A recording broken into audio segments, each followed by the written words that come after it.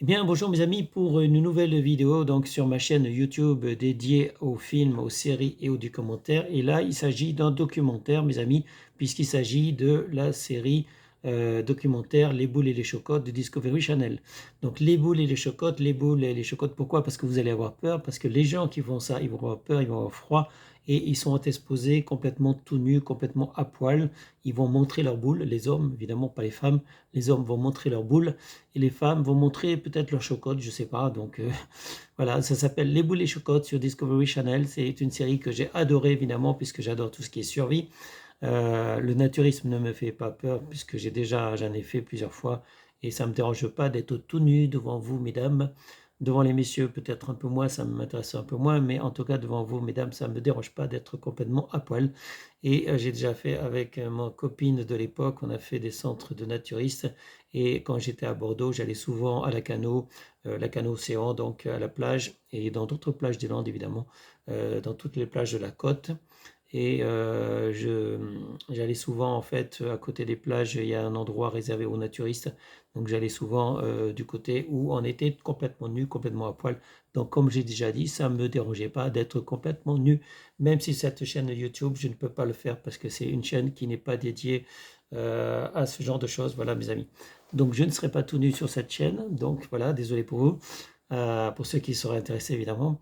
Mais sinon, je vais continuer à parler de séries, de films, de documentaires que j'aime bien. Et cette série documentaire, évidemment, c'est une documentaire sous forme de série, donc en plusieurs épisodes, qui s'appelle Les boules et les chocottes. Donc c'est des compétitions. Les compétitions extrêmes viennent d'atteindre de nouveaux sommets avec Seul et tout nu. Seul et tout nu, hein, tout un programme. Dans cette série, deux parfaits étrangers, un homme et une femme, sont forcés de vivre pendant 21 jours en terrain inhospitalier dans les contrées les plus reculées du monde, sans eau, sans nourriture et sans vêtements, mes amis. Voilà. Donc c'est tout un programme que nous a contacté Discovery Channel. Donc ça a déjà été diffusé, mais moi j'ai pu le regarder.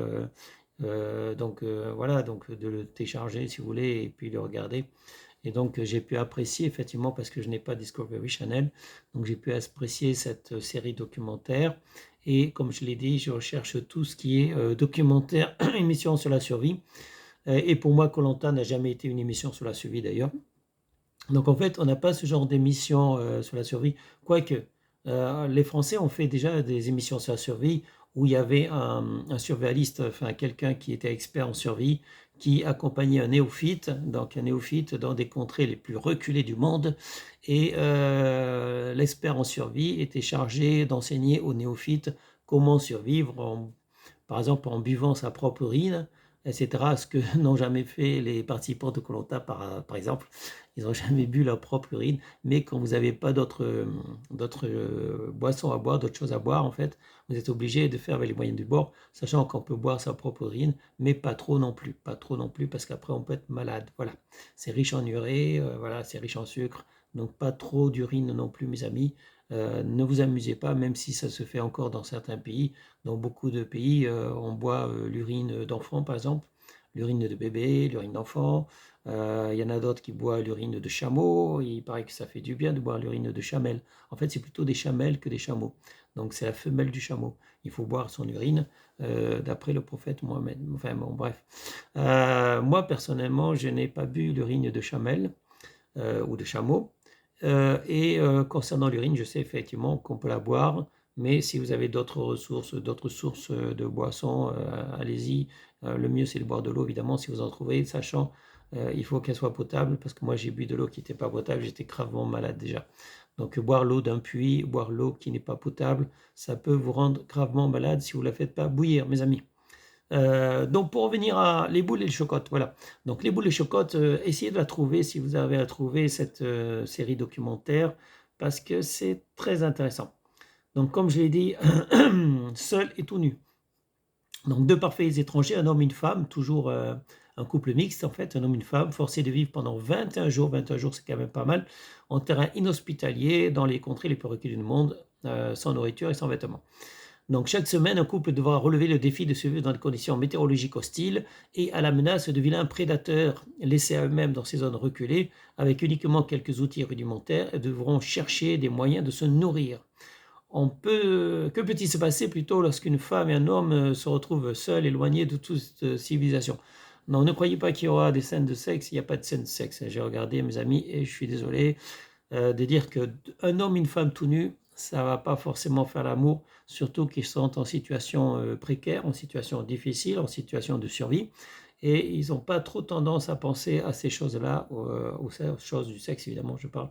Donc même s'ils sont à poil, c'est pas forcément pour autant qu'ils vont se jeter l'un sur l'autre. Ils vont plutôt se jeter sur la nourriture qui passe donc à côté. Encore faut-il qu'ils aient la force, parce qu'on voit bien que comment on appelle ça, Euh, les pourcentages de survie ne sont pas les mêmes en fonction des gens, en fonction des personnes. C'est-à-dire qu'il y en a qui sont plus aptes à la survie que d'autres. Donc voilà, c'est ce que vous verrez dans les couples, effectivement. Il y en a toujours un qui est leader, il y en a toujours un qui va chasser, qui va poser des pièges, qui va faire l'abri, et toujours un qui va se laisser faire, laisser porter, et voire abandonner, parce que des abandons, il y en a effectivement beaucoup, beaucoup. Il y en a qui abandonnent au bout d'un jour, donc la première nuit leur suffit. Évidemment, il y a les bêtes féroces qui rôdent autour de l'endroit où ils dorment et tout. Donc évidemment, ça n'incite pas, sachant que ils ne sont pas protégés la nuit. C'est-à-dire que les filmeurs, les gens qui filment, les caméramens, en fait, ben, ils vont tranquillement dans un bivouac la nuit et ils reviennent le jour. Donc c'est les candidats qui doivent se filmer eux-mêmes la nuit. Donc voilà, ils sont livrés à eux-mêmes, ils peuvent toujours appeler s'il y a un danger. Mais bon, voilà, c'est quand même assez dangereux. On a vu des émissions de survie quand même qui sont très très dangereuses avec des blessés, avec des morts et tout ça, hein. Donc la survie, ce n'est pas forcément un jeu, même si beaucoup pensent que c'est un jeu. Effectivement, il y a des jeux de survie, mais ce n'est pas forcément un jeu et il y a quand même beaucoup de risques. Donc Discovery Channel s'était penché sur cette question dans Les Boules et les Chocottes en réunissant deux parfaits inconnus sur des terres hostiles pour mettre à l'épreuve leurs compétences en matière de survie. Simplement munis d'une caméra et d'un objet personnel, ces couples n'avaient ni eau, ni nourriture, ni vêtements et devaient survivre pendant une période de 21 jours en pleine nature pour une aventure exceptionnelle. Effectivement, chaque candidat avait droit à choisir un objet de son choix. Ça pouvait être une couverture, ça pouvait être un couteau, un poignard, une machette, ça pouvait être un briquet, un allume-feu. Donc un seul outil par candidat, ça fait qu'il y a deux candidats. Chacun va apporter un outil différent, évidemment, qui sont des aides à la survie. Voilà. Mais bon, il y a d'autres émissions où il y a zéro outil. Donc déjà, ils sont quand même tout nus, hein. Donc voilà, c'est quand même important parce que marcher pieds nus dans des contrées hostiles, c'est pas facile, mes amis, c'est pas facile. Voilà. Donc voilà, donc j'ai présenté les boules et les chocottes. J'ai adoré cette série, ça vous en doutez. Si j'en parle, c'est que évidemment je l'ai aimé. Les boules chocottes. J'ai peut-être pas vu toutes les émissions parce qu'il y a eu plusieurs émissions. Donc j'ai essayé d'avoir tous les épisodes, hein, mais comme j'ai dit, il y a plusieurs saisons et donc malheureusement, je pense que je n'ai pas tout vu. Je n'ai pas tout vu, mais il y a eu d'autres émissions de survie comme ça où effectivement ils sont tout nus. Je ne me rappelle pas les noms, mais dès que je peux en voir, j'en vois effectivement parce que c'est vraiment très intéressant de voir des personnes livrées à eux-mêmes et dans certaines comment dire, documentaires, dans certains jeux, en fait, la personne, elle est toute seule. Dans certains jeux, c'est des binômes, ils sont à deux. Voilà, il y a aussi la possibilité dans certaines émissions que j'ai vues d'avoir des groupes. Donc, ils peuvent être en groupe, mais ça ne se passe pas toujours très bien en groupe parce qu'il y en a qui se chamaillent, il y en a qui s'isolent, qui se mettent à l'écart. Effectivement, la survie en groupe n'est pas forcément simple parce qu'il faut qu'on s'entende bien. Et si vous n'êtes pas avec un binôme ou d'autres personnes avec qui vous entendez, vous risquez d'être mis à l'écart. Et ça se passe assez mal. Il y a eu quand même dans certaines missions beaucoup de pleurs, des abandons évidemment, des abandons. Et voilà, ça peut finir quand même assez mal. Donc voilà, ben, c'était pour vous parler de la survie parce que j'adore la survie, les boules et les chocottes. Je ne dis pas que je suis expert en survie, hein. Moi j'adore ça, mais je ne suis pas forcément expert en survie. Mais cela dit, j'aimerais bien effectivement tenter certaines choses. Donc bon, j'ai déjà effectivement dormi la nuit en forêt, mais ça c'est à la portée de n'importe qui. Mais la nuit, on entend pas mal de bruits bizarres la nuit parce que effectivement, il y a toutes sortes de bruits, on ne sait pas ce qui se passe, on ne voit pas forcément grand-chose. J'ai déjà, en tant que militaire, j'ai déjà fait des bivouacs et je me suis déjà baladé dans des forêts où on voyait rien du tout, on voyait pas un mètre, c'est-à-dire qu'on devait se déplacer la nuit, en pleine nuit. en touchant l'épaule de la personne qui était au-dessus de nous, qui était devant nous. Donc on avait la personne qui nous suivait, qui nous touchait l'épaule, et nous, on suivait la personne touchant l'épaule, et toutes les 5 minutes, on se comptait pour voir si on n'avait pas perdu quelqu'un. Donc ça, voilà, être obligé de se déplacer en pleine nuit, en file indienne, parce que effectivement, il fallait marcher sur les traces des autres, mais on ne voyait pas du tout où on marchait, on ne voyait pas du tout ce qui se passait devant, on ne voyait pas du tout la personne qui était devant, la personne qui était derrière. Donc en pleine nuit noire, il n'y avait pas de lune, il n'y avait pas d'étoiles, il n'y avait pas de lune. Et franchement, c'est quand même quelque chose d'assez angoissant. D'ailleurs, enfin, je me demande si je le referai. Je ne suis pas sûr de le refaire parce que il faut faire confiance à la personne qui est devant, qui elle-même ne voit pas. Donc on se tenait tous par l'épaule, la main sur l'épaule de la personne qui était devant, et on se comptait toutes les 5 minutes pour voir si on n'avait pas perdu quelqu'un. Si la personne était perdue, imaginez, voilà, ça aurait été un problème énorme. On n'a perdu personne. Cette nuit-là, on a perdu personne.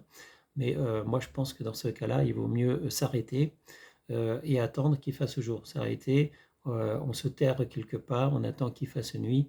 Voilà, on essaie de se protéger du froid, de se protéger des animaux. Bon, on n'a pas la possibilité de faire un abri. Dans ce cas-là, il n'y avait pas la possibilité de faire un abri. Juste, on se terre, on se met en boule et on attend. Voilà. Et éventuellement, si on est plusieurs, on attend l'un contre l'autre. Et sur ce, je vais vous dire à bientôt, mes amis, pour une prochaine vidéo, parce que ça sera tout pour cette fois-ci. Donc, salut, mes amis. Salut. Ciao, ciao. Bye bye. Eh bien, c'était une vidéo de Thierry Kums. Je vous remercie de l'avoir regardée. Je vous encourage à la partager. Je vous encourage aussi à vous abonner, à activer la cloche. Et je vous dis à bientôt, mes amis, pour une prochaine vidéo. Au revoir.